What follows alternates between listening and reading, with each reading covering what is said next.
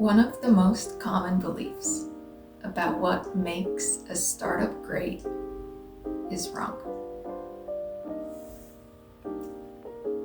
This is the belief that successful startups build great products.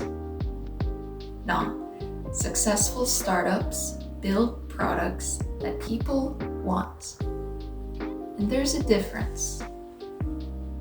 Most entrepreneurs have a vision for the product that will change the world, for the product that will be great. And they go all in on developing that product only to release it and see that no one cares about it.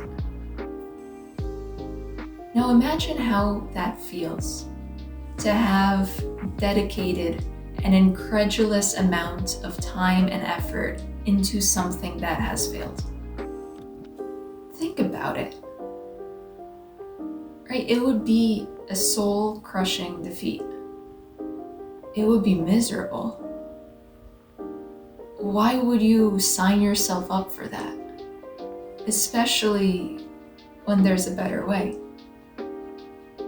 Instead of focusing on creating a great product, focus on finding out what your customer wants.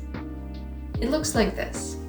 You start off with a guess of what your consumer is looking for, and then you develop a bare bones product that is functional enough to encapsulate what you're going for.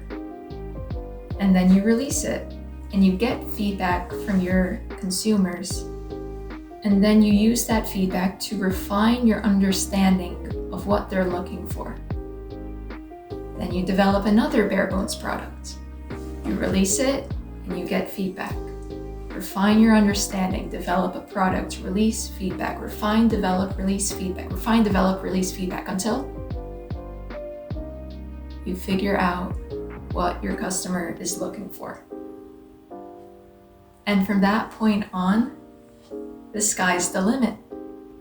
Because if you give people what they want, then people will pay attention. They'll buy your product, implement it into their own lives, and you'll get your success story. They'll change the world. You'll be the next Steve Jobs. You'll go from rags to riches, from a broke college student to a millionaire. And doesn't that future sound so much better than the soul-crushing defeat?